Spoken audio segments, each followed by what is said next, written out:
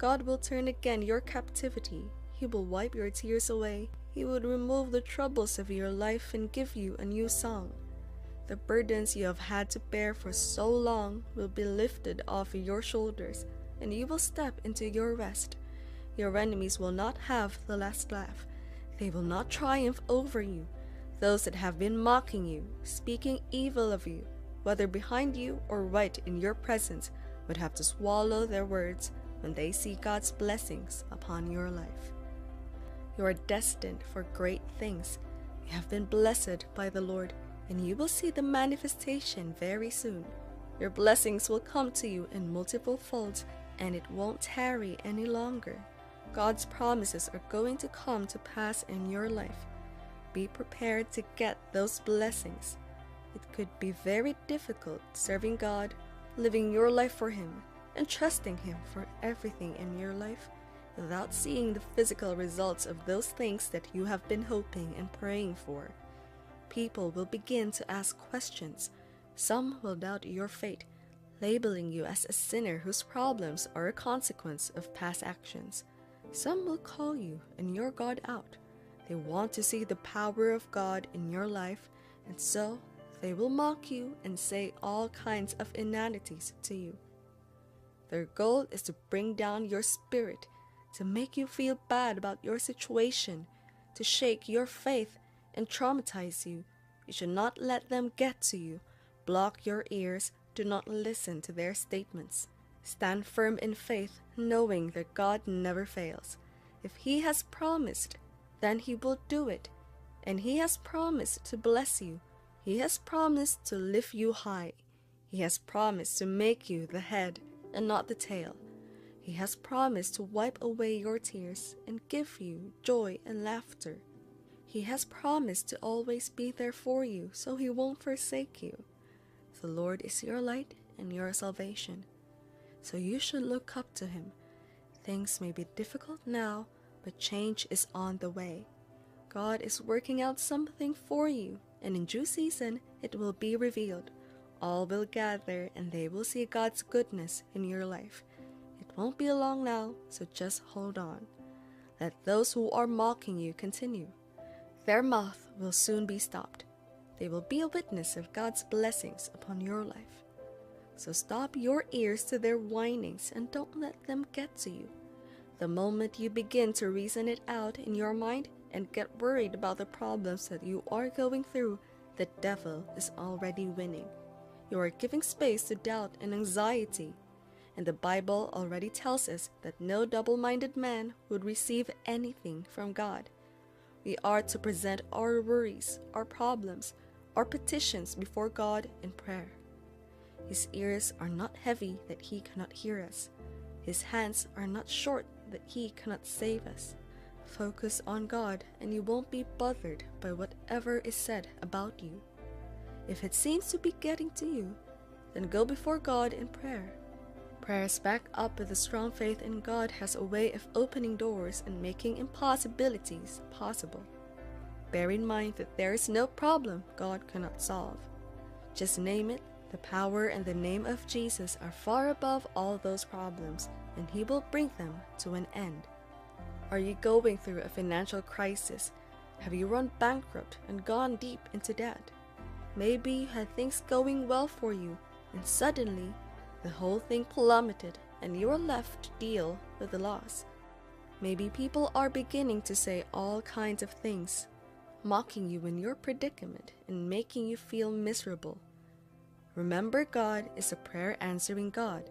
He has told you to call upon Him in the days of trouble, and He will deliver you. He will draw you out of every situation you find yourself with a strong hand. He will fight your battles for you. It doesn't take Him anything to pay back those debts and restore you to your position of influence. He will even take you beyond that level you are thinking or dreaming of.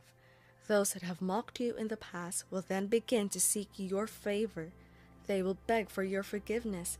It might look impossible right now because of the way things are, but you should know God specializes in doing the impossible. It is His area of expertise, and He is ready to step into your case if you allow Him. Jabez was a child of sorrow because his mother named him so. But he won't take it lying down. He would not allow someone else to determine his fate. He took his life in his hands, presented it to God in prayer. He did not sit there and let what people say define him. In the end, the Bible records that he was more honorable than his brethren. The thing is, people might have called you names and labeled you negatively. You might have been called a failure, termed as wretched, and unable to achieve anything good in life. People might have called you barren, but that's not what God says about you. What they say does not define you, except when you let their words get to you. As painful as it could be, the solution is not to cry and lament. The solution is not to murmur and complain.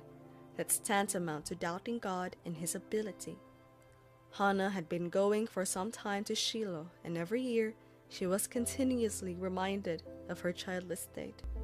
She had been lamenting and complaining to her husband, but nothing happened. The moment she became so pained and decided to pour out her anguish to God, she got the answer to her prayers.